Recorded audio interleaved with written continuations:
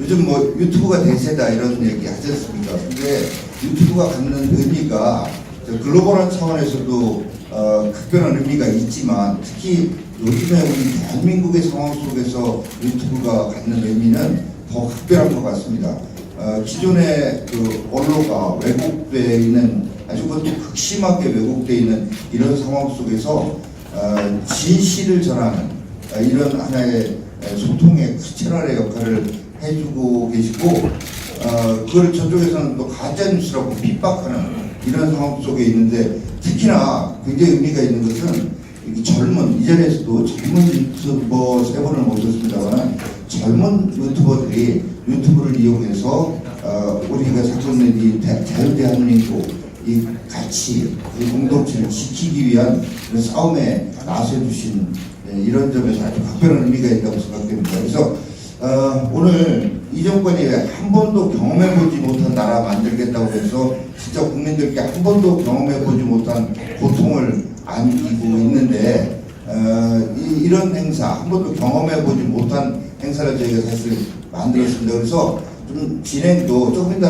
나경원 원내대표님 인사 말씀 잠깐 하시겠습니다만은 제가 전체적인 진행을 맡으면서 제 얘기를 최소화하고자 합니다. 그래서 세 개의 라운드로 끊어가면서 유튜버들 정말로 나라 걱정하고 이 정권 어떤 문제가 있는 거를 정말 작심하고 토로하는 이런 기회, 장으로 한번 만드는 이런 식으로 진행을 해볼까 하는 말씀드리고 끝까지 좀 함께 해주시고요. 오늘 오늘 여기 이제 출연하신 이따가 다시 또 말씀드리겠습니다만 세 분 유튜버가 운영하는 유튜브 또 그리고 우리 우파 유튜버 중에 구독자 가장 많은 신의 한수 이렇게 4개 유튜브 채널에서 지금 생중계를 하고 있다는 말씀 드립니다. 제 말씀을 이렇게 짧게 드리겠습니다. 함께 해주신 모든 분들 감사합니다. 감사합니다.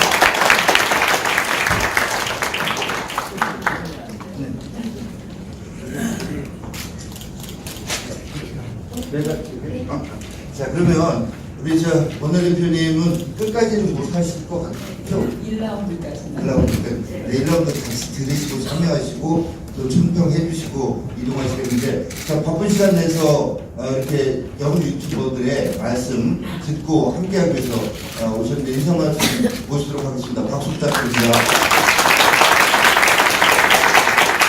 그러고 보니까 이건 앉아서 해야지 어울리는 거 같죠? 네, 앉아서 하겠습니다. 오늘 우리 정책위 의장께서 영 유튜버 쉼토로 한마당을 이렇게 만들어 주셔서 먼저 감사하다는 말씀드립니다. 제가 이 지난번에 우리 패스트트랙 정국에서 우리 당의 이야기를 많이 얘기했는데 국민들께서 연동형비례 대표제가 뭔지 모르겠다. 자유한국당은 뭐냐, 자유한국당은 아니 있느냐, 또 뭐 공수처는 뭐냐, 공정수사권 조정은 어떻게 되느냐, 자유한국당 아니 뭐냐 이렇게 자꾸들 패스트트랙은 또 뭐지? 저희가 여러 번 설명해도 도대체 모르세요. 그래서 우리 유튜버들하고 소통하면서 이것도 좀 널리 알리는 계기를 만들자 뭐 이런 이야기를 했었는데 요새 정말 대한민국 뉴스를 안 본다고 많이 듣고 있어요. 시청률이 진짜 또 반영을 합니다. 제가 보니까 공중파 뉴스가 1%대인 뉴스도 있어요. 그래서 결국은 대한민국 국민들이 뭔가 갈증이 있는데 이 갈증을 기존의 방송이나 언론이 가만히 못하기 때문에 이렇게 유튜버들이 나서는 것 아닌가 이런 생각이 듭니다. 맞죠? 네. 근데 제가 보니까 다 재밌으신데요. 유튜버 이름이 대한민국 청와대 박준혁 유튜버님, 또 영폴리 임승호 유튜버님, 김거희 TV의 김거희 유튜버님, 저는 이렇게 생각합니다. 이 대한민국 뉴스가 좀 아쉬운 것도 있지만 하고 싶은 장이 마련되지 않았는데 이걸 좀 시원하게 이야기하고 싶은 그런 말씀들이 있으신 거고 이게 뭐 청와대나 지금 정부가 잘못해서 또 하시고 싶은 것도 있고 우리 당이 조금 잘못한다고 생각해서 우리 당 대신해서 열심히 해주시는 거 아닙니까? 그러니까 오늘 작심 토크니까요. 제가 드리고 싶은 말씀은 우리 당에 대해서도 쓴소리 많이 해주시고요. 저희도 고쳐가겠습니다. 또 우리 대한민국 지금 잘못되고 있는 것에 대해서도 또 잘한 거 있으면 칭찬하셔도 좋습니다. 오늘 뭐 솔직하게 작심 투표해 주시면 저희도 잘 듣고 우리 당도 또 더 젊게 국민들과 더 많이 소통하도록 노력하겠습니다. 네, 말씀 감사하고요. 군더더기 없이 바로 들어가도록 하겠습니다. 1라운드 주제가 뭐냐면 지금 우리 대표님께서 말씀하셨지만 패스트트랙이 뭔데, 그리고 문재인 선거법, 공수처법 왜 하려고 하는데, 이게 주제입니다. 이 문제 가지고 1라운드에서의 말씀하신 순서는 대한민국 청와대, 그리고 영폴리TV, 김거희TV 이런 순서로 일단 1라운드는 시작하도록 하겠습니다. 먼저 말씀해주세요. 한 분당 일단 한 5분 내외로 말씀하시고 추가적으로 또 있으면 한 1분 정도 이렇게 하시는 이런 식으로 하면 어떨까 하고 제안을 드립니다. 그 패스트트랙에 대해서 이제 얘기를 해야 되는데, 사실 제가 이 자리 오면서 뭐 전문적인 내용을 내가 말할 필요가 있을까, 수많은 언론과 또 인터넷 방송하시는 분들이 훨씬 더 전문적으로 다 다뤘을 텐데, 그것보다도 그냥 청년들이 받는 느낌, 그 시각으로 얘기를 하면 좋을 것 같더라고요. 그래서 제 또래 주변 얘기를 듣고 이 패스트트랙에 대해서 얘기를 하자면 정말 말 그대로 청년들이 관심이 없습니다. 네. 그러니까 그렇잖아요. 그 국회의원들이 어떤 선거법을 이용해서 투표를 하고 이런 것에 대해서 관심이 없는 게 어찌보면 되게 당연하다는 생각이 들거든요.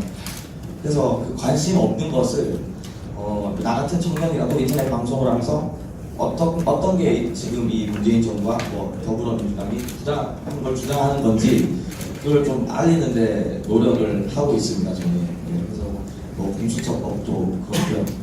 그래서 그런데 청년들한테 좀 공감되는 얘기, 좀 쉬운 비유적인 얘기 이렇게 하려고 합니다. 저는. 네, 저는 우선 인사를 드리면 영폴리TV라는 채널을 운영하고 있는 임승호라고 합니다. 그래서 채널 명에 대해서 좀 설명을 드려야 될 것 같은데, 오늘도 영 유튜버라는 제목으로 진행을 하고 있는데, 이제 젊다의 영이라는 그 영어 단어와 폴리틱스, 정치의 폴리라는 걸 합쳐서 영폴리라고 했는데, 사실 이 정도로 커질 줄 모르고 그냥 지금은 제 나이가 젊으니까 영폴리라고 했는데 나중에는 좀 올드폴리라고 해야 될지 좀 걱정은 되는 상황입니다. 그래서 제 채널은 주로 이런 공수처법이나 패스트트랙에 대해서 조금 쉬운 영어로, 아까 우리 청와대 대표님께서 말씀하신 것처럼 쉬운 영어로 좀 설명을 드리고자 하고, 그래서 지금 1라운드에 좀 지금 이 공수처 패스트트랙 문제도 좀 이렇게 말씀을 드리고 싶어요. 제가 지금 이 공수처 패스트트랙 논의가 되는 걸 보면 상당히 언론에서도 그렇고 민주당 그리고 청와대도 선과 악의 구도로 가져가려고 한다라는 생각이 많이 들더라고요. 그 공수처 같은 경우에도 공수처를 설치하는 걸 찬성하면 절대 선이고, 만약에 그거를 반대하면 그거는 반개혁 세력이고, 이런 식으로 선과 악의 구도로 가져가려 한다. 그리고 연동형 비례대표제 같은 경우에도 지금의 선거제도는 무조건 악이고 절대 악이고, 비례대표제를 늘리자는 것은 무조건 선이라는 식으로 말을 해요.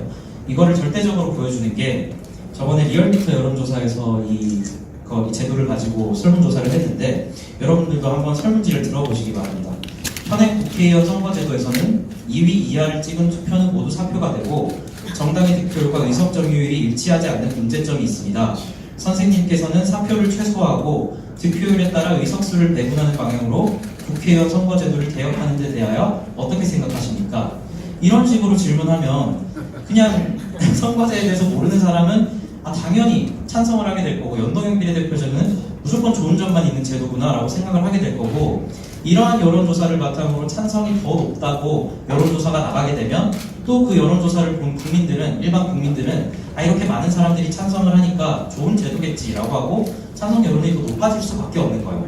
하지만 연동형 비례대표제도 장단점이 있고, 지금의 단순 다수제 같은 경우에도 장단점이 있는 제도입니다. 절대악이 없는 제도입니다. 지금의 비례대표제를 통해서 비례대표를 늘리는 게 마치 절대선인 것처럼 말을 하는데 지금 민주당이나 정의당에서 말하는 것처럼 이 사표, 그러니까 버려지는 표가 줄어드는 것은 분명한 장점이겠죠. 하지만 그 비례대표제 자체를 좀 봐야 됩니다. 비례대표제를 통해서 우리 국회로 들어왔던 의원들, 과거 통합진보당의 이석기, 김재은 의원, 민주당의 임수경 전 의원, 제가 굳이 부연 설명을 드리진 않겠지만 여러 가지 논란이 있었던 의원들이지 않습니까?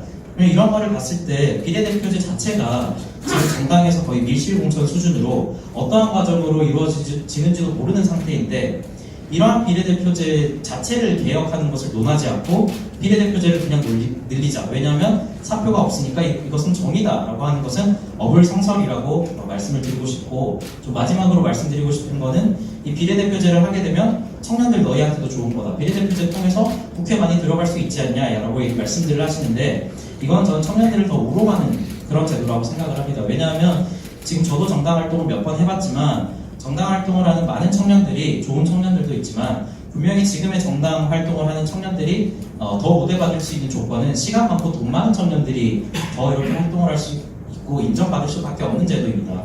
이러한 상황에서 비례대표제를 늘리게 된다면 이처럼 돈 많고 소위 우리가 금수저라고 불리는 그러한 청년들만 비례대표제로 들어가기 때문에 이것이 과연 우리 일반적인 평균적인 청년들을 대변할 수 있는가, 이 부분에 대해서 저는 아니라고 보고 오히려 청년들을 더 우롱하고 청년들을 더 비난할 수밖에 없는 제도라고 생각을 하면서 말을 마치도록 하겠습니다.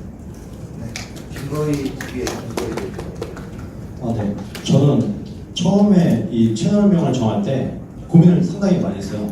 근데 저랑 가장 친한 친구랑 진짜 도대체 어떻게 해야 가장 좋은 이름이 될까? 라고 했는데 뭘 그렇게 그런 걸 쓸데없는 걸 고민을 해. 요즘 다 그냥 자기 이름 뒤에 TV 붙이지 않냐. 이렇게 얘기를 하고 거기다 제가 이름이 김거희다 보니까 이름이 굉장히 유니크해요. 대한민국에 거의 없는 이름이에요. 그래서 이 이름은 정말 특별하다. 또 가뜩이나 특별한 이 유니크한 이름을 좀 더 알릴 수도 있는 이런 계기가 될 수도 있으니 이름 뒤에 그냥 TV 붙여 임마 이러는 거예요. 그래서 그럼 되겠구나. 제가 그렇게 해서 그냥 김거희 TV로 하게 됐습니다. 앞에 굉장히 좋은 얘기를 다 하셨는데 패스트 트랙 같은 경우가 사실 이 영어다 보니까 일단 와닿지 않아요. 그래서 저는 어떤 사람이 이런 얘기를 하더라고요. 날치기 통과라고 해야지 맞다. 이건 패스트 트랙이 아니라 날치기다. 근데 패스트 트랙을 처음 만들 때 취지는 이랬어요. 뭔가 국회에서 잠을 자고 있는 수많은 민생 법안들, 말하자면 별로 이견이 없는 이런 법안들도 여기서 잠자고 있으니 이런 것들은 좀 상정을 해서 좀 빨리 치워내지 않겠냐, 이런 취지로, 취지는 아주 좋았죠. 이런 취지로 이 패스트트랙이라는 법을 만들어 놨는데 이 취지와 다르게 지금 써먹고 있는 겁니다. 민주당과 그 이중대, 삼중대를 자처하는 이 당들이. 그러다 보니까 지금 자유한국당 입장에서도 좀 어색해지는 거예요. 자기네들이 이렇게 이런 취지로 만들어 놨는데 이 취지를 뒤집어서 이렇게 악용을 한단 말이에요. 그래서 저는 오히려 자유한국당 입장에서도 이게 취지가 좋아서 좋은 법이 나오지 않는다. 취지는 좋았지만 얼마든지 악용할 수 있다고 하면은, 그래서 그러므로 법을 만들 때는 좀 신중하게 만들 필요가 있다. 아름다운 모양을 해서 지금 문재인 정부도 굉장히 아름다운 말을 많이 해요. 취지는 다 좋아. 최저임금 올리는 거 취지는 굉장히 아름다워요. 그러나 그 결과는 별로 좋지 않다. 패스트트랙 같은 경우도 취지는 굉장히 좋은 의도로 만들어진 법이지만 이렇게 악용될 소지를 왜 몰랐는가.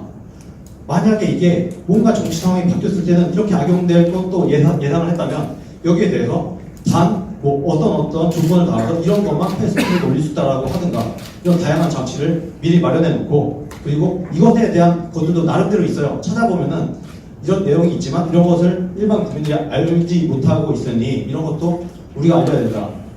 그렇게 보고 있습니다. 그리고 공수처 같은 경우는 저는 제왕적 대통령제를 그렇게 비판을 하면서 문재인 정부가 촛불이라고 떠들면서 집권을 했어요. 그런데 이 공수처 법안이야말로 제왕적 대통령에게 더 큰 제왕적 권력을 쥐어주는 것과 같다라고 보고 있습니다.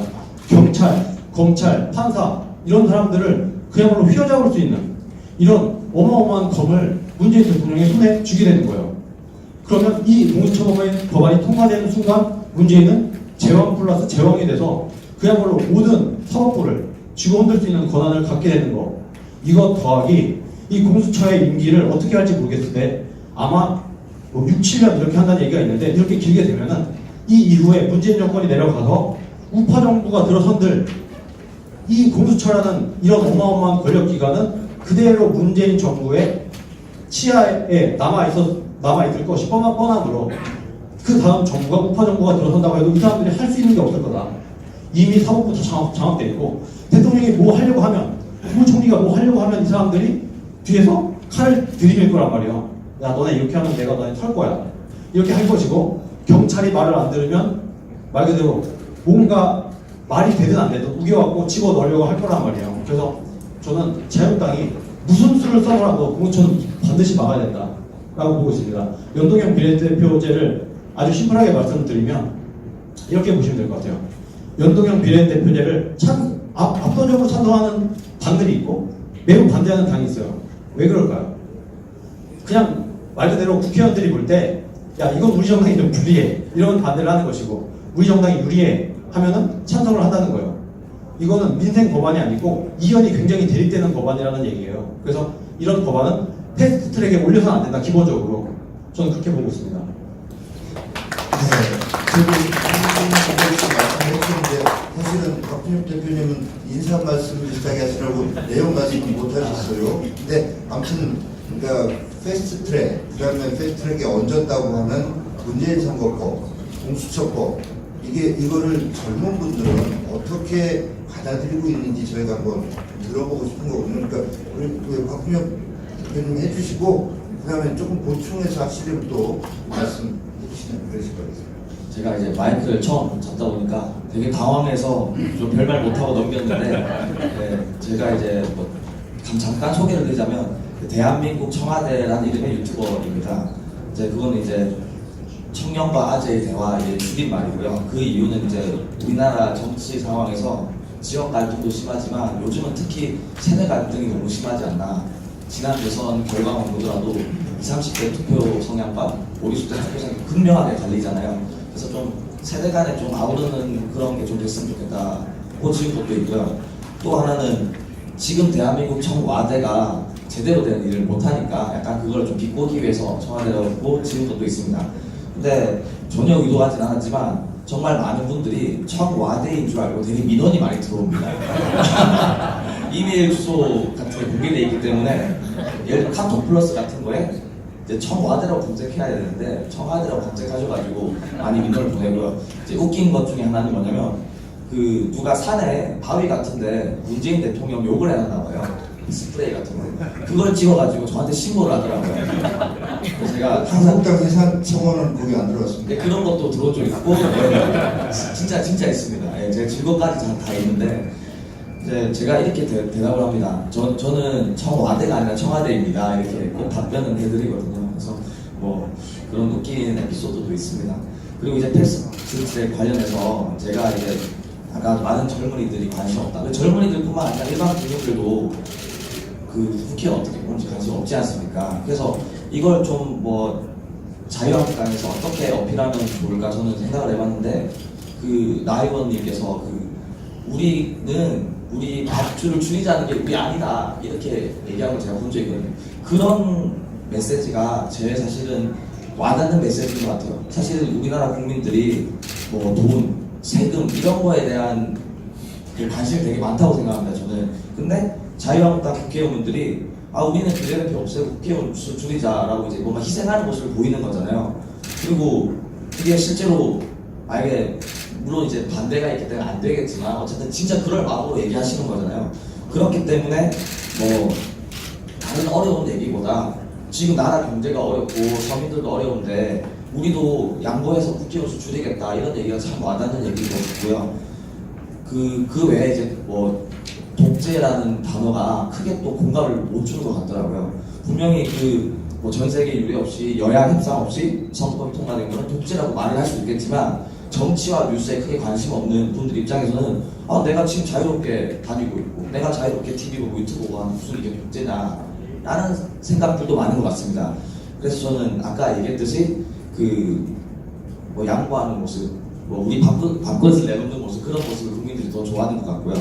그리고 공수처 관련해서도 고위공직자 비리 잡겠다는데 그걸 왜 반대하냐 이런 식으로 또 생각하기 쉽잖아요. 그리고 그럼 이제 그것에 대해서 어쨌든 검찰이라는 사법부가 존재하는데 그것을 좀 더 개선을 해야지 새로운 기관을 또 만들어가지고 그럼 그 기관에 또 앉아있는 사람 다 월급 나가지 않습니까? 그거 다 국민 세금이잖아요. 그럼 나라가 어려운데 또 국민 세금 또 쓴다 이런 프레임으로 이렇게 말을 하시는 게 훨씬 좀 더 국민들에게 좀 더 효과적이지 않을까. 네. 저는 그렇게 생각합니다. 어떻게 국민들한테 또 특히 젊은 분들한테 설명해야 될지 굉장히 중요한 포인트 짚어주신 것 같습니다. 우리 임성원 대표님도 네, 말씀해주신 거에 연장선일 것 같은데요. 청년들, 제 친구들, 또래들 말을 들어보면 이 패스트트랙, 공수처, 특히 선거제도가 선거제도를 이렇게 패스트트랙에 태우는 거를 잘못된 건 알겠다. 근데 한국당의 좀 아쉬운 점은 왜 잘못됐는지에 대한 설명이 좀 부족하고 대안에 대한 설명이 좀 부족하다. 사실 사표를 줄일 수 있는 방법은 여러 가지 방법이 있을 수 있거든요. 중선거구제를 할 수도 있고 결선 투표제를 할 수도 있고 그러한 방안들이 있고 또 비례대표제가 왜 잘못되었는지에 대한 설명도 좀 있어야 되겠다. 비례대표제를 한국당에서는 어떻게 개혁할 것인지 아니면 유럽 선진국들 같은 경우에는 단순히 정당 명부로 하는 게 아니라 후보자들에게 투표를 직접 할 수 있는 제도도 제가 있다고 알고 있거든요. 그래서 그러한 대안들을 좀 청년들을 비롯해서 국민들에게 설명해준다면 단순히 이런 패스트트랙이 잘못됐어요가 아니라 왜 잘못됐는지를 좀 더 설명해준다면 좀 더 국민들이 받아들이는 데도 편하시지 않을까 생각합니다. 자, 우리 1라운드 마지막 발언이니까 아쉬움 남기지 마시고 다 마시고. 약간 제가 좀 다른 말씀을 한번 드리고 싶은 게 있는데 자유한국당이 지금 박근혜 대통령 탄핵 이후에 계속해서 약간 어떤 얘기를 많이 하냐면 언론 탓을 굉장히 많이 하고 있어요. 언론이 지워지는 농담 하면서 심하게 말하면 기자분들 기레기라고 표현하는 이런 얘기들까지 많이 나오고 있는데 저는 약간 발상을 좀 전환해보는 것도 필요할 수도 있겠다. 어떻게 하냐면 여기 기자님들 많이 오셨잖아요. 이분들이 기레기가 아닐 거예요. 저는 그렇게 보고 있어요. 오히려 이분들을 이런 자리에서 설득을 시키는 게 어떤가. 사실 저는 그런 생각도 듭니다. 그래서 그냥 무조건적인 반대만 하고 우리에 대해서 예를 들어 자유한국당에 대해서 좀 안 좋은 기사를 쓰는 이런 분들을 오히려 이런 자리를 통해서 야 지금 문재인 정부가 이런 부분을 굉장히 잘못하고 있는 거니까 좀 와서 잘 듣고 이분들을 여기서 설득을 해서 돌아가시면 기사를 아마 괜찮게 써주지 않겠나 이런 생각도 좀 들어서 앞으로는 너무 이제 언론을 탓을 하게 되면은 어떻게 보면 언론들을 적으로 또 만드는 것도 있지 않겠습니까? 그래서 자유한국당이 나서서 자꾸 기자들, 언론사들을 적으로 돌리는 것보다는 우리가 좀 포용을 해서 우리가 좀 설득을 하는 대상으로 만드는 것도 필요하지 않겠나 이렇게 보고 있습니다. 네, 자 이제 1라운드 마치도록 하겠습니다. 근데 이렇습니다. 이 말씀 드려드릴게요. 저희 자유한국당에 출입해서 취재하시는 언론인들 저희 다 이해하고 많이 공감하세요. 그래서 기사를 다 이렇게 작성하는데 회사로 들어가면 데스크에서 다 자, 우리 원내대표님 1라운드 보신 소감하고 이렇게 정리 말씀해 주시고 2차 패스는 올라갔습니다. 저도 이 와중에 좀 선전 좀 해야겠어요.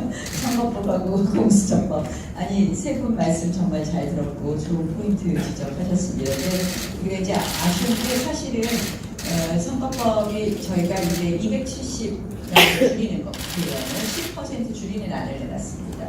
이 선거제라는 건 대표성과 비례성의 두 가지라는 큰 제도를 충족하는데 이 대표성을 하는 것이 지역구 의원, 비례성은 결국 비례대표에 나옵니다. 근데 이 대표성을 우리가 10% 줄이면서 비례대표를 없애면 지역구 국회의원 수가 늘어나면서 이 대표성은 더 강화됩니다. 그런데 왜 비례대표를 줄이자? 비례대표는 원래 직능을 대표하는 것으로 비례대표제도가 시작이 됐습니다. 그런데 사실상 밀실공천을 하면서 직능을 대표하지 않고 있습니다. 그래서 지역 후보를 낼 때 일종의 그런 직능을 대표하는 사람들도 적당히 들어가서 그 부분을 보완하는 것이 시간이 낫겠다. 그래서 우리는 지금 현재 이렇게 대한민국의 어떤 추세를 보면 국회의원 수를 줄이겠다. 그러면서 이 대표성을 강화하겠다. 비례성은 공천을 통해서 보완하겠다는 것이 저희의 아닙니다. 그리고 실질적으로 이 사표 이야기를 자꾸 하는데 대통령 이게 그래서 이 비례대표 제도는 연동형 비례대표는 독일하고 뉴질랜드만 채택하고 있잖아요. 그러니까 이 대통령제는 41% 대통령이 100% 권력을 행사합니다. 그렇기 때문에 이 양당제나 이런 식으로 가서 잘 견제를 해야 되는데 연동형 비례대표제는 다수 정당을 출연하게 되고 그렇다면 이 대통령제랑 맞지 않는 거죠. 그러니까 이 사표에 비슷하고 하는 거는 그렇다면은 이걸 의원내각제를 고치는 것도 같이 가야 되는데 그 부분은 안 보고 있다는 말씀을 드립니다. 그래서 저희는 오히려 국회의원 수를 줄이고 그다음에 그를 통해서 더 대표성을 강화하자는 게 저희 아닙니다. 근데 이렇게 얘기하니까 우리가 10% 줄이자니까 어깃장 놀려고 진정성 없는 거 아니야 이렇게 얘기를 하는데 저희로서는 선거제도에 대한 정말 고민 끝에 나온 것입니다. 그래서 그런 걸 좀 앞으로 많이 홍보해달라고 제가 다시 한번 말씀드렸고요. 그 다음에 뭐 공수처는 아까 다 좋은 말씀 하셨습니다. 근데 하나 또 우리가 봐야 될 게 사실은 대통령 측근 비리가 제일 수사하기 어려운 거잖아요. 뭐 8인사 검사들의 뭐 고위공직자들의 비리 문제도 있지만 근데 대통령 측근 비리를 공수처에서 전속 반환이에요. 검찰, 경찰이 하지 못하고 그건 몽땅 공수처에서만 하게 되는데요. 대통령이 임명한 공수처장과 공수처에서 정말 수사가 되겠습니까? 이거는 고위공직자 비리를 철저히 수사한다 그러면서 사실은 대통령 가족과 대통령 측근의 범죄는 은폐하게 되는 은폐청 아닌가 이런 생각을 해요. 그래서 뭐 아까 세금 문제도 말씀하셨지만 우리가 그런 생각도 하고 있다는 말씀을 드리면서 뭐 오늘 저는 이 기회에 선전 다 했으니까 패스트 트랙도 아니 유튜버 실시간으로 방송되는 거잖아요. 그래서 패스트 트랙도 아까 말씀하신 것처럼 민생이라든지 이런 거 많이 올라가야 되는데 유례 없는 선거법을 올렸으니까 원천 무효라고 생각합니다. 근데 지금 뭐 이제 새 원내대표 됐다고 제가 어제 처음 오셨길래 반갑게 인사했는데요. 뭐 그냥 이거 유야무야하고 막 시작할 것처럼 얘기를 하시는데 제가 분명히 얘기했거든요. 어제도 짚고 가야 된다. 제가 이제 처음 왔기 때문에 패스트 트랙 문제를 분명히 짚어야 된다고 얘기했습니다. 그게 무슨 뜻이겠습니까? 이 정말 이게 의회주의에 어긋난 건데 이거 결자 해지하는 게 맞지 않겠어요? 민주당이 결자 해지해야 된다고 생각하고요. 한번 기다려 보겠습니다. 어떻게 이야기하시는지. 그래서 좀 한번 기다려 보고 이제 우리 기당을 논의해보리라는 말씀드립니다. 고맙습니다. 어제 사실 민주당의 이인영 신임 원내대표가 우리 나 대표님 찾아와서 이런저런 얘기를 했는데 우리 대표님께서 역시 이제 뭐 부드럽게 밥 잘 사주는 이쁜 누나 하겠다고 하셨는데 뒷말이 빠졌어요. 하는 거 봐서. 그래서 네. 예. 그래서 아니 근데 제가 젊은 분들 이렇게 많이 보신다면 그분들께 좀 짧게 말씀드리자면 게임 많이 하시잖아요. 그럼 게이머의 게임 실력에 따라서 이기기도 하고 몇 단계까지 가느냐가 달라져야 되는데 게임 실력과 상관없이 게임 결과가 미리 정해졌다면 그 게임 할 필요가 없잖아요. 문재인 선거법은 바로 그렇게 게임 결과를 미리 정해놓고 하는 게임 하자는 거고 공수처법은 그걸 보고 야 이게 무슨 게임이 이래 이거 말도 안 되고 이거 공정하지 않잖아 라고 얘기하면은 그 사람들을 탄압하고 잡아넣는 역할을 하는 게 경찰, 검찰, 법원인데 그 사람들이 말을 안 들으면 그 사람들도 잡아놓겠다는 이런 거라고 게임을 가지고 한번 생각을 해봤습니다. 아무튼 우리 저 대표님 또 다른 일 때문에 이석하셔야 돼서 이석하시도록 하고 그 다음에 잠깐 한 20초 정도 좌석 정리하도록 하겠습니다. 우리 나 대표님 이석하시는데 박수.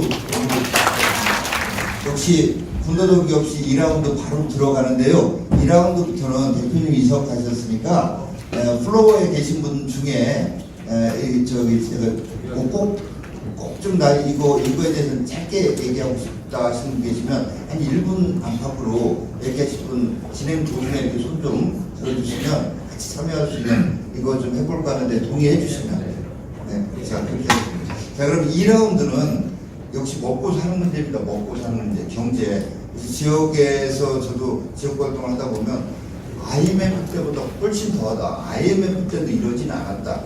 이런 말씀들 굉장히 많이 하시고 자영업 하시는 분들의 표현이 굉장히 교감돼 있고 막 거친 표현 나오고 뭐 울분에 착해지고 이런 걸 그런데 어떻게 그 경제 문제, 인생 문제, 먹고 사는 문제 이 문제에 대해서 평소에 유튜브 활동을 통해서 어떤 말씀들 국민들께 해주시는지 이것도 한번 좀 쭉. 근데 이번에는 2라운드는 우리 임승호 대표님부터 시작해서 김거희 대표님, 박 대표님 순으로 이렇게 진행을 해보겠습니다. 네. 경제 문제는 굳이 말할 필요도 없을 것 같은 수준이 되어가고 있는데 TV만 틀면, TV 뉴스만 틀면 이제 식당에 가든 어딜 가든 TV 뉴스만 틀면 나오는 문구가 딱 하나가 있습니다. 최악의 몇 년 만에 최악. 이런 문구가 너무 익숙한 문구가 되어버려서 이게 진짜 그냥 내가 예민한 건가라는 생각도 들더라고요. 그래서 얼마 전에 틀었더니 뭐 2008년 금융위기 이후에 최악의 경제 성장률이라고 하고 며칠 전에 TV를 틀었더니 몇 년 만에 처음으로 경상수지 적자가 예상된다라는 또 기사가 나오더라고요. 그래서 이런 부분들은 다 아실 거고 또 대통령도 인지하고 있을 거라고 생각을 합니다. 그래서 제가 최근에 한 교양 수업에서 영어로 진행하는 수업에서 설문조사를 하는 게 있었는데 설문지 중에 하나를 제가 이런 질문을 넣어봤어요.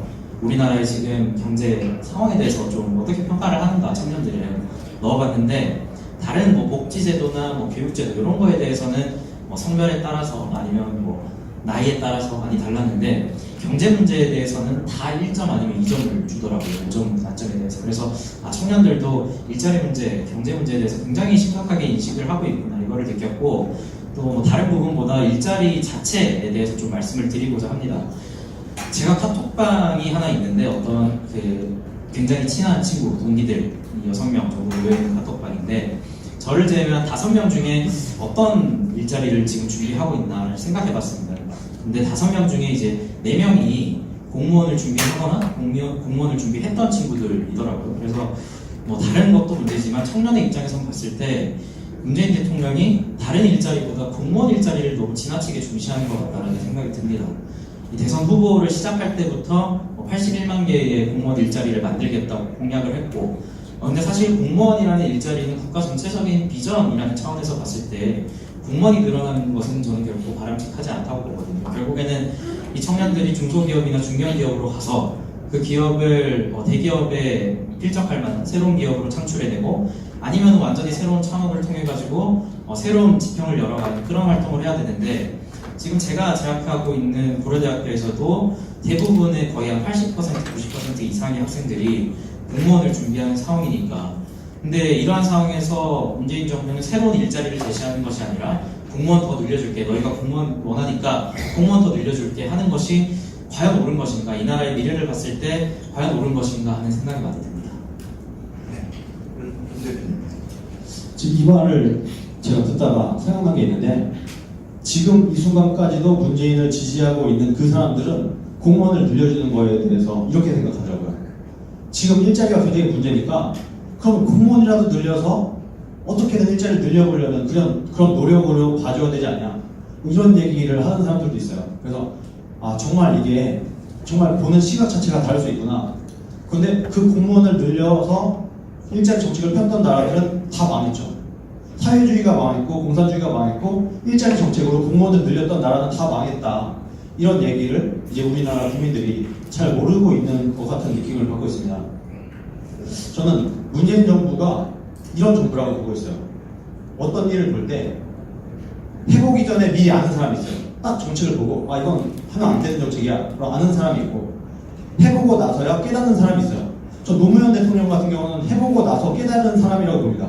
실제로 해봤는데 잘 안 되네. 그래서 조금 이제 깨닫고 약간 정상화 시키려는 노력을 했어요.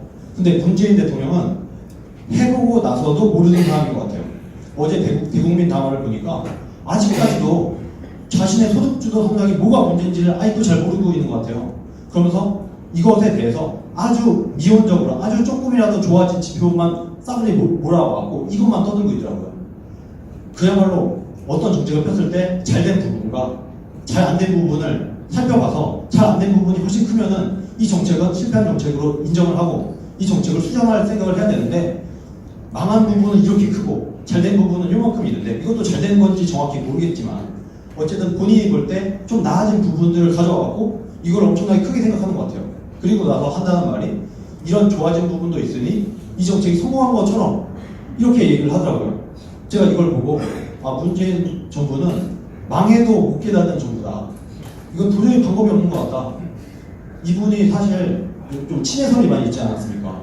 어제 제가 그 방법을 보고 친해는 아닌 것 같다는 느낌을 받았어요. 1시간 넘게 얘기를 한 거 보고 친해는 아닌 것 같다는 느낌을 받았는데 굉장히 자기 신념에 강한 분인 것 같다. 내가 하는 정책은 무조건 저기로 와. 무조건 오라. 뭔가 문제점이 생겼어?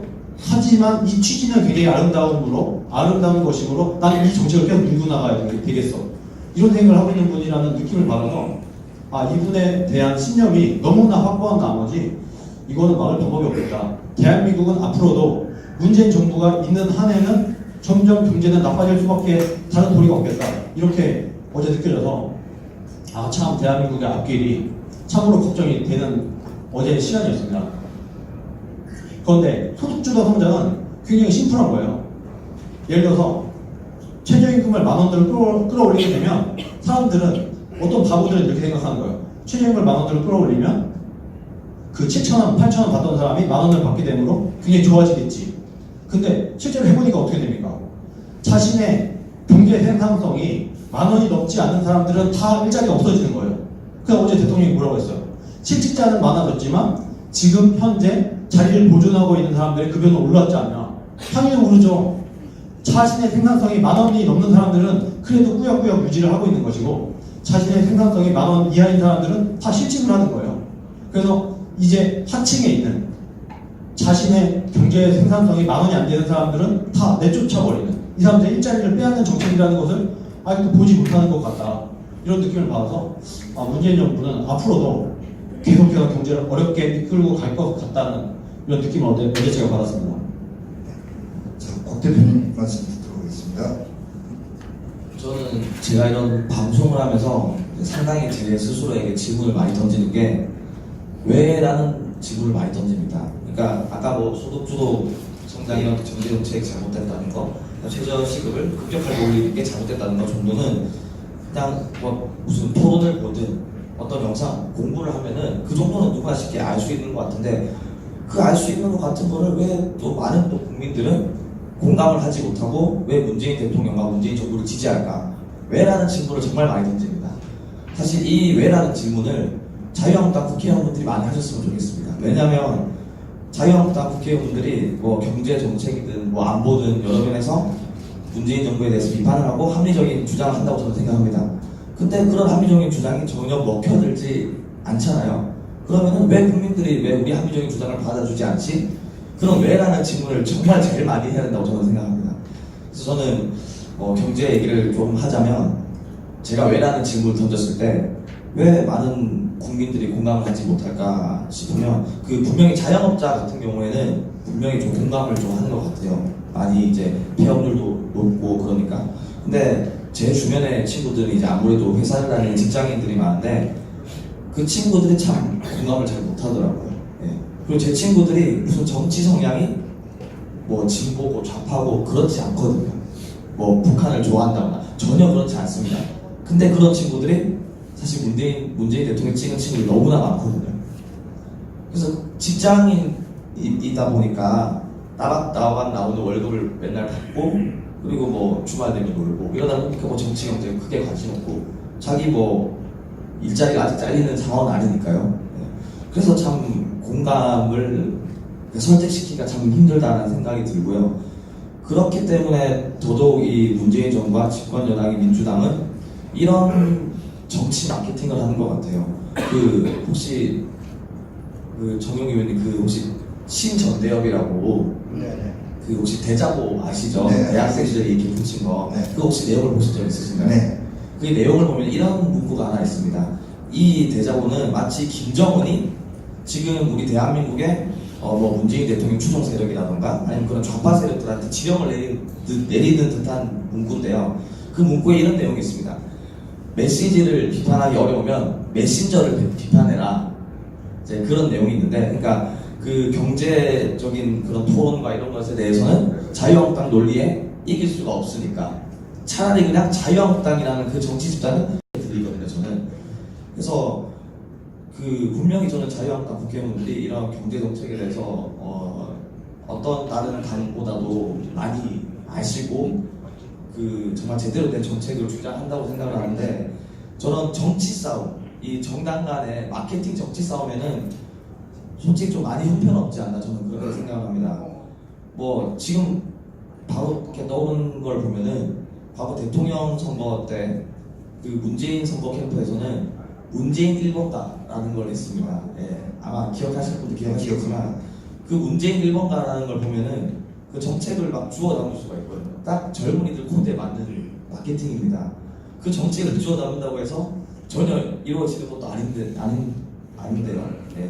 그리고 그 내용 중에 뭐 미세먼지 뭐 이런 것도 있었지만 미세먼지가 나아지지 않았잖아요. 요즘 뭐 바람 방향 때문에 요즘은 좀 괜찮은 걸로 알고 있는데 그래서 저는 뭐 아까 깊은 경제 얘기를 많이 하지만 저런 것들이 안 먹히는 것 같더라고요. 제가 왜 라는 질문을 자꾸 던진 이유가 그렇습니다. 그래서 좀 호소력 있는 그런 설득을 했으면 좋겠고요. 그래서 그 신전대협이라는 친구들도 엄청난 머리를 쓴 거죠. 이 김정은이 지령된 듯한. 그러니까 언론들이 주목을 해주잖아요. 와, 김정은이 한 거니까 이거 국가보안법 위반 아니냐. 그래서 그걸 걔네들이 정말 머리를 많이 써서 저는 한 걸로 알고 있거든요. 그래서 이게 제가 지금 자유한국당을 질책하는 걸로 돼버렸는데 저는 사실 다른 데서도 많이 이제 오며 가면 이제 그 의원님들 가끔씩 이렇게 뵙게 되면은 그런 얘기를 많이 하거든요. 정말 정책은 뒤에서 열심히 하시고 보이는 데서는 정말 마케팅을 열심히 하셨으면 좋겠다. 그런 말씀을 정말 꼭 드리고 싶습니다. 네, 특히 저희 정책위 의장이 굉장히 아픈 말씀을 해주셨어요. 그래서 정책을 잘 만들어내는 것도 중요하지만, 저 머리도 잘 안 돌아가고 있어. 고민인데, 그걸 마케팅하는 부분, 고민을 더 하도록 하겠고, 좀 필요한 부분이 있으면 배우도록 할게요.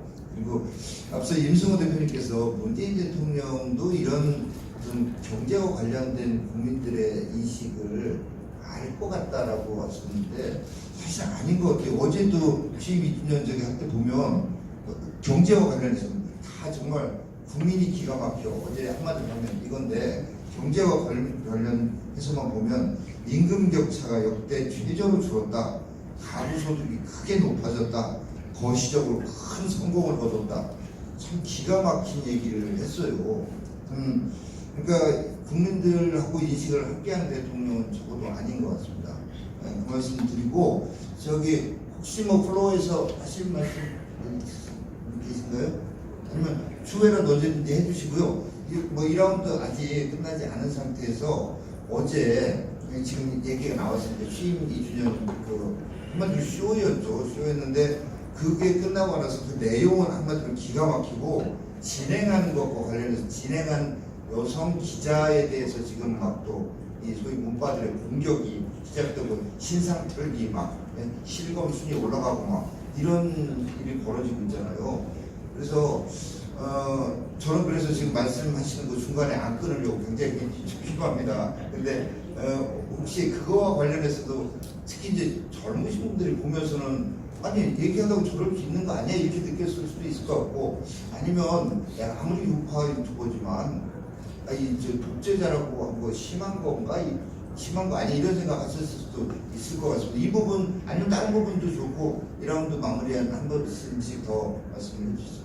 그 부분을 좀 말씀드리자면 문재인 대통령이 기자회견을 할 때마다 기자에 대한 공격이 계속되는 것 같아요. 저번 기자회견 때도 김미령 기자였나요? 그분에 대한 공격이 엄청나게 지나쳤고 예전에 과거 뭐 트위터 같은 것까지 파헤치면서 뭐 이번에도 예전에 박근혜 대통령 옆에서 찍었던 사진을 갖다 놓고 박근혜 대통령 옆에서는 두 손을 공손히 모은 기자가 문재인 대통령한테는 무례하게 군다라는 비판을 하던데 저는 어제 그 기자 손현정 기자님이신가요? 그분의 기자 인터뷰 방식이 굉장히 바람직한 방식이고 앞으로도 보수 대통령이든 진보 대통령이든 그런 식으로 가야 된다라고 생각을 하는 게 그런 1대1 인터뷰는 사실 그 대통령이 아무리 잘하고 있더라도 그 대통령이 못하는 부분에 대해서 질문을 하는 게 맞다라고 보거든요. 그리고 우리가 유럽 선진국이나 미국 같은 경우에 대통령 인터뷰를 보면 굉장히 더 무례한 질문들도 막 거침없이 던질 정도로 그런 언론 문화가 발달해 있는데 문재인 대통령을 비롯해서 문재인 대통령의 지지자들이 사실 뭐 독재자라고 직접 지칭한 것도 아니고 이런 의견이 있더라.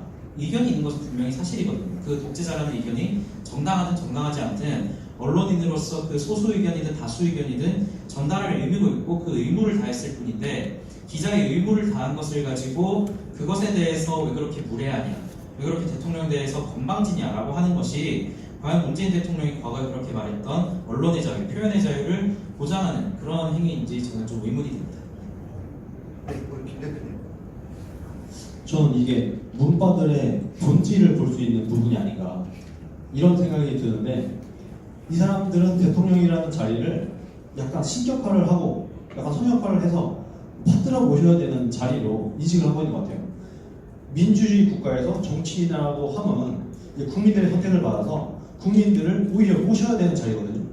그러면은 결과적으로 우리가 신처럼 모셔야 되는 대상이 아니라는 거예요. 근데 문바들은 아주 조금이라도 문재인 대통령이 언짢은 질문을 하게 되면은 이렇게 난리를 떠는 겁니다. 아마 기자분들이 어제 굉장히 많이 느끼셨을 거예요. 와, 정말 문재인 대통령 앞에서는 무슨 말을 하겠네. 뭔가 거슬리는 말 한마디만 해도 이 문바들이 득달같이 달라붙어갖고 신상털기하고. 그래서 아마 송 기자님이 어제 그 인터뷰를 하기 전에 굉장히 긴장을 많이 했을 거라고 저는 생각이 돼요. 왜냐면 알았을 거거든요. 아, 내가 이번에 인터뷰를 할 때 뭐 하나 꼬투리라도 잡히면 내 신상 털리겠구나. 나도 엄청나게 문바들에게 당했구나라는 걸 알고 작정을 하고 오셨을 거라고 보지만 좀 문바들, 문재인 지지하는 분들이 이게 결코 대한민국을 위하는 길도 아니고 더더욱이나 문재인 대통령을 위하는 길이 아니다. 이런 것들 좀 깨닫길 바랍니다. 이번 사건을 계기로 해서라도. 그리고 박 대표님 또 첨언하실 거 있으면 말씀해 주시죠. 저는 사실 어제 그 대통령의 인터뷰를 완전 다르게 봤는데요. 저는 철저하게 기획된 인터뷰라고 저는 생각합니다. 그 뭐 기자분이 분명히 날카로운 질문을 한 건 사실입니다. 사실이지만 그 공영방송의 기자를 불러다 놓고 대통령과 1대1로 인터뷰를 가지는데 준비를 안 했을까요? 정말 완벽하게 저는 준비를 했을 거라고 생각하고 날카로운 질문을 한 그 기자는 일종의 악역을 했다고 저는 생각합니다. 네, 일종의 악역을 했다고 생각을 하고 사실 그 날카로운 질문에 문재인 대통령의 답변을 들어오면 전부 해명과 무슨 변명과 이렇습니다.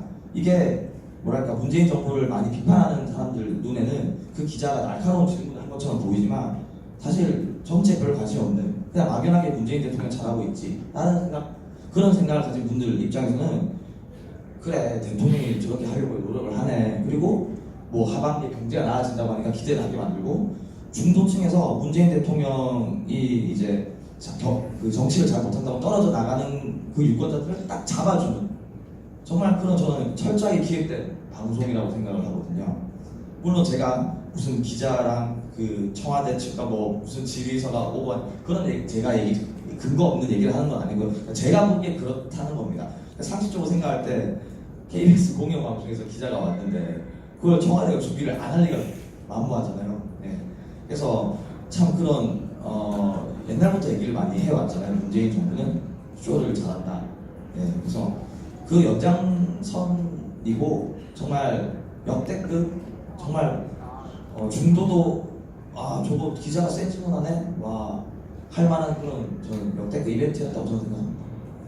네, 저도 사실은 우리 박 대표님 의견에 굉장히 좀 동의하는 편인데 굉장히 의도된 것이었다. 그래서 지금 막 그 지지층이 결집해서 소위 문바들이 저렇게 막 나서는 걸 보면서 아 성공했다 이런 생각을 하고 있지 않을까 싶어요. 그래서 좀 공격적인 것 같은 질문, 악역을 뭔가 해주고 그럼에도 불구하고 이렇게 피해자 코스프레 하면서 할 말은 또 다 하는 장을 만들어줘 놓고 그거에 막 우리 인이 하고 싶은 대로 다 해. 어디 우리 인이한테 감히 이런 사람들을 쫙 결집하게 하는 아주 비열한 작전이 성공했다. 지금 그 작전이 계속 먹히고 있어요. 그죠?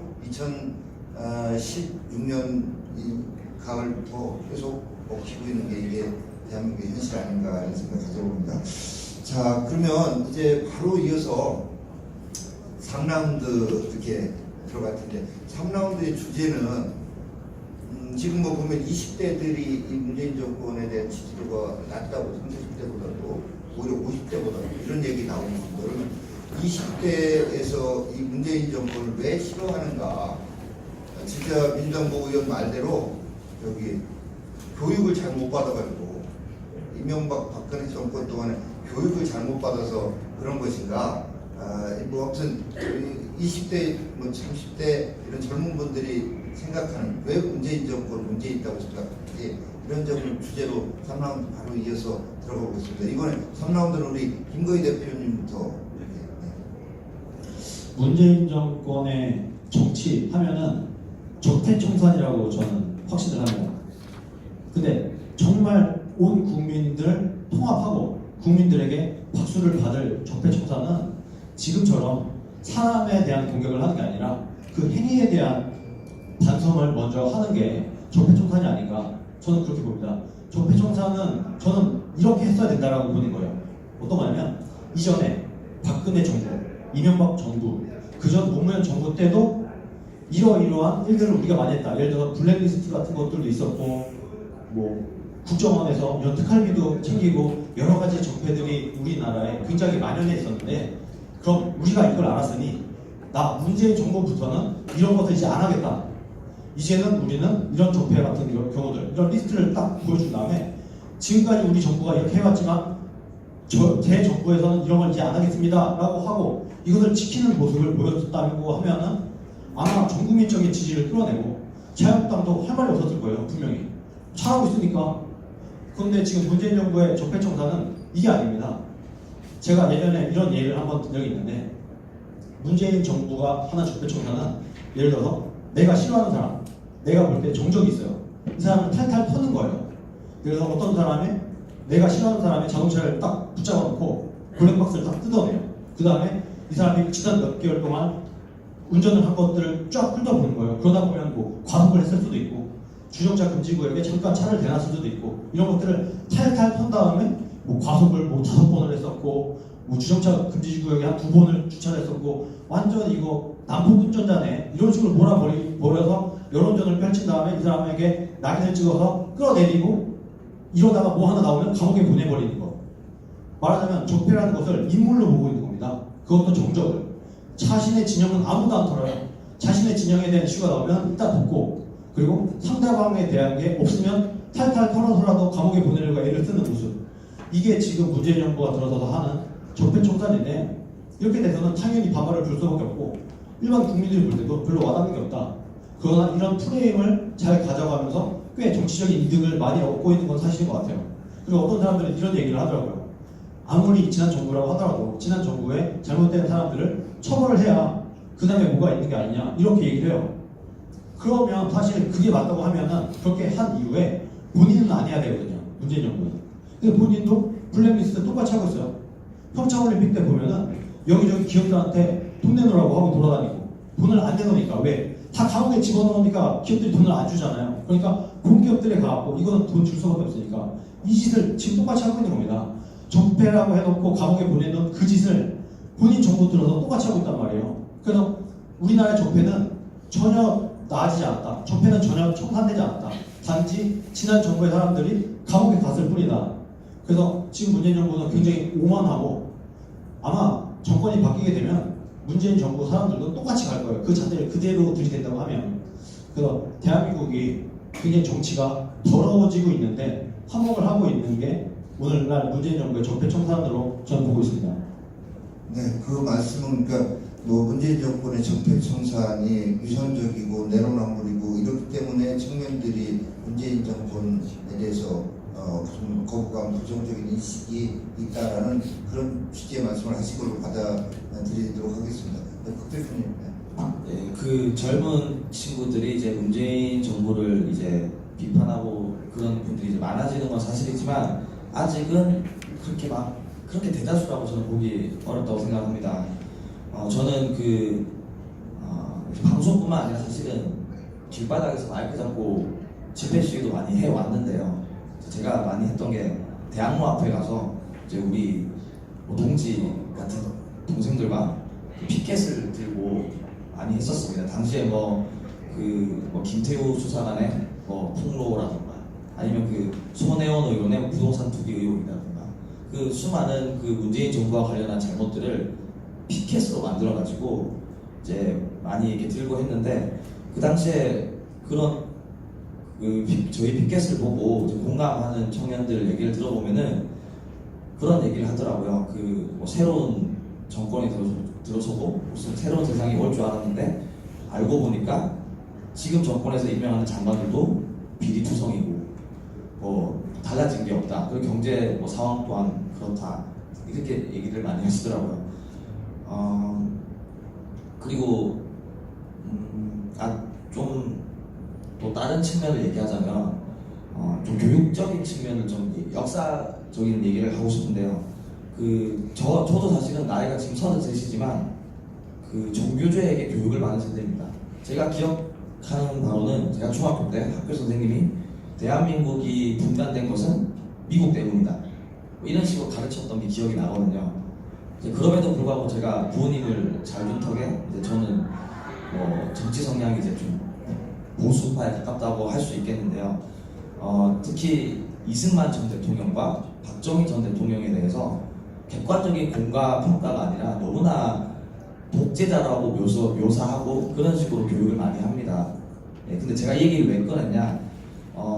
요즘은 유튜브를 포함해서 인터넷이 발달을 했기 때문에 젊은 친구들이 정교조에게 받은 그 교육이 깨지는 게 있거든요. 와, 이승만 대통령 그냥 독재자인 줄 알았더니 알고 보니까 정말 자유민주주의 체제를 수호하기 위해서 그러니까 대한민국을 공국하는데 정말 큰 역할을 했구나. 이게 딱 깨어지는 순간 저들이 얘기하는 것들은 다 거짓이었구나. 이게 딱 깨어지는 순간 이제 절대 진보 좌파 세력은 거들떠도 보지 않는 거죠. 그래서 저는 이제 주제가 왜 청년이 문재인 정부를 비판하는가 질문에 그 거짓말과 왜곡이라는 걸 깨달으면은 이제 그 청년들이 그렇게 아는 분들도 있고 아니면 오히려 목소리 내고 이렇게 활동하시는 분들도 있고요. 그런 걸 좀 얘기하고 싶었고요. 그리고 제가 사실 자유한국당 장외 집회 1차 때 마이크를 얼떨결에 잡게 됐습니다. 사실은 전날에 소식을 듣고 정말 얼떨결에 잡게 됐고 제가 원래 예정된 사람이 아니었거든요. 근데 제가 마이크를 잡았기 때문에 이제 이 좌파 성향의 신문이 저를 극우 유튜버라고 했더라고요. 그렇게 지정을 했더라고요. 그 근거가 뭐냐 봤더니 제가 이승만 전 대통령을 친속했기 때문에 극우 유튜버랍니다.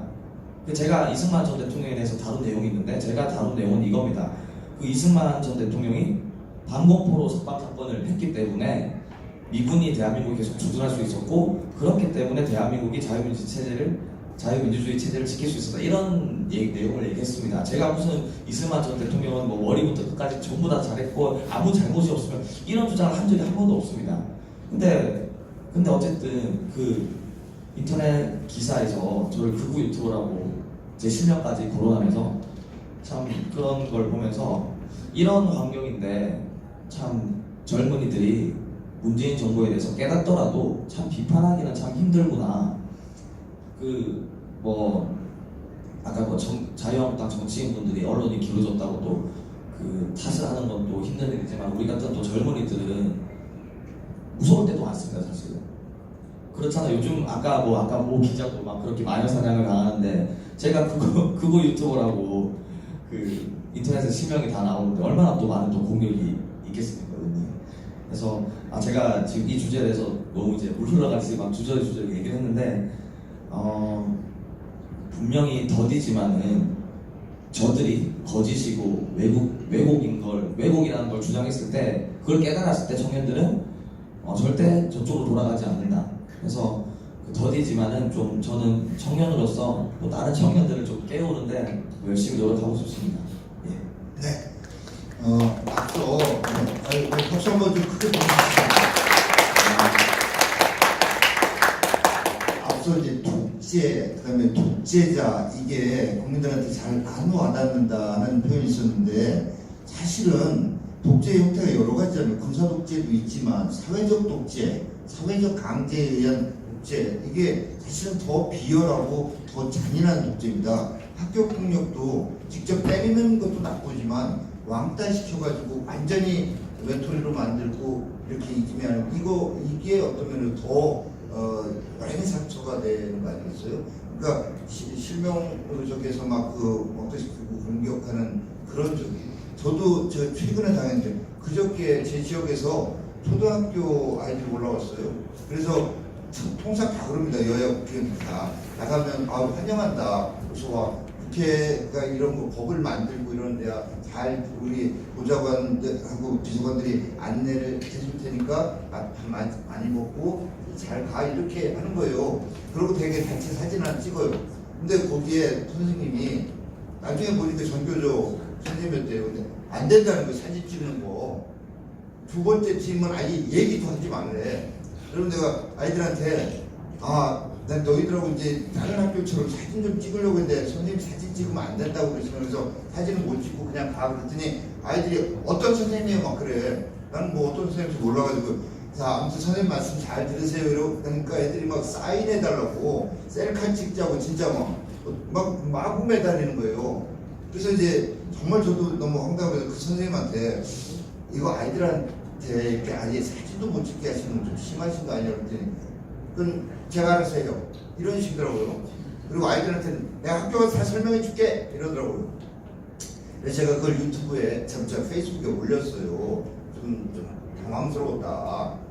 그래서 오히려 그 선생님께서 정치를 하시는 거 아닌가 모르겠다. 정치인하고 사진 찍지 말라고 했다는데 그렇게 해서 올렸더니 많은 분들이 공감을 해주고 제가 지금까지 좋아요를 받은 것 중에 제일 많이 받은 것 같아요. 그랬더니 다음 날부터 어제부터 대대적인 반격 작전이 시작됐는데 그쪽에 계신 선생님들도 계신지 모르지만 아이들이 저한테 그렇게 사인해달라고 사진 셀카 찍자고 막 매달렸던 아이들이 초등학교 요즘은 똑똑하니까 다 알긴 하겠지만 그 초상권 침해라고 아니면 아이들이 아니면 그걸 초상권이라고 가르쳐 주셨는지 난 모르겠지만 그런 거 너무 일찍 안 가르쳐 주셔도 될 것 같은데 그래서 그 난리가 났어요. 난리가 정말. 그래서 야 이게 참 일종의 그건 또 선거 얘기까지 해. 내년 선거 이렇게 야 그래 참 이거 정말 무섭다. 이게 문화혁명 때 홍위병으로 우리 아이들을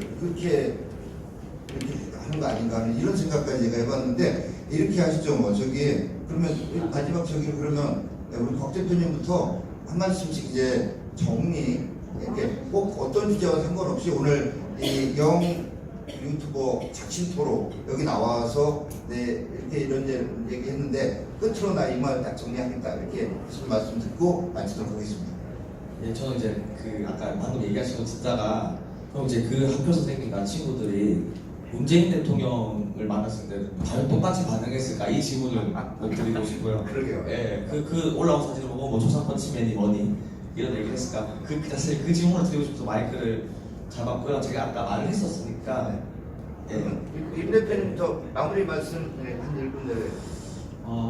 어제 인터뷰 대담을 보니까 문재인 대통령은 이번에도 바로 촛불 얘기를 꺼내시더라고요. 촛불 정신이 위해 세워진 정부이기 때문에 정당성이 있다 이런 말씀을 하시던데 제가 늘 말씀드리는 것은 문재인 대통령이 촛불 대통령이 아니라 촛불 도둑 대통령이라고 계속 말씀을 드려요. 왜냐하면 아까 앞에서도 말씀을 잘 해주셨지만 지난 촛불 집회에 모였던 약 1,700만 명의 국민들은 단순히 문재인 대통령이 대통령되라고 모인 게 아니라 지난 수십 년간 쌓여온 정치적 패들, 블랙리스트든 어떤 그러한 정치적 패들을 청산해달라고 모였던 건데 지금 정부에 와서는 드루킹 댓글 조작을 하고 환경부에서는 블랙리스트를 작성하고 더 심한 적폐를 만들었기 때문에 이번에 만약에 진짜 좋은 대통령으로 바뀌어서 지난 정치 적폐가 청산되었다면 저는 대한민국의 정치 문화가 굉장히 바뀌었을 거라고 생각을 하는데 문재인 대통령이 들어선으로써 그 기회를 영원히 잃었고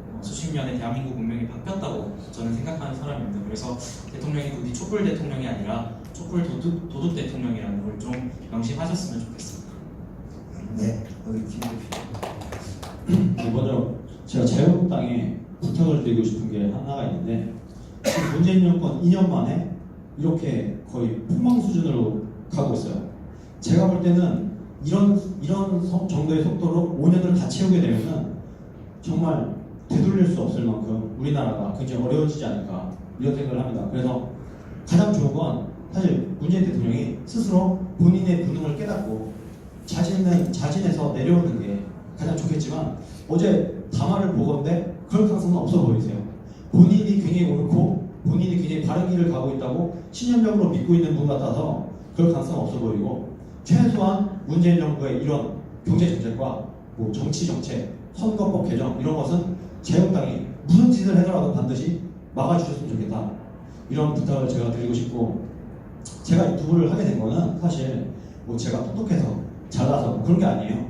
그냥 이렇게 무너져가는 나라 그냥 뉴스를 보거나 세상을 보다 보면 문재인 정부가 국가를 파괴하고 있단 말이에요. 멀쩡한 사대강 뭐 잘 지어놓은 거 그냥 부셔버리고 있고 그야말로 사회 곳곳에 지어져 있는 우리나라라는 대한민국이라는 것을 그야말로 무너뜨리고 있는데 이것을 가만히 손 놓고 있기는 제가 너무 분통이 터져갖고 내가 뭐라도 해봐야 되겠다 하면서 SNS도 하게 됐고 블로그도 하게 됐고 제가 이거 그렇게 하다가 유튜브까지 시작을 하게 됐는데 이런 식으로 여기 있고 아마 이 방송을 보는 분들은 그래도 제가 볼 때는 민주주의에 대한 이해, 시장경제에 대한 이해를 남들 앞에서 설명을 할 수 없을지라도 감각적으로 이해하고 있는 분들이 많이 보실 걸로 제가 보고 있어요. 그런데 그런 분들이 그냥 방송만 보고 뭐 좋아요만 눌러주시고 이런 것보다는 본인이 할 수 있는 뭐라도 좋습니다. SNS가 됐던 아니면 자기가 봤을 때 공감이 가는 영상을 공유해 주는 것도 굉장히 좋은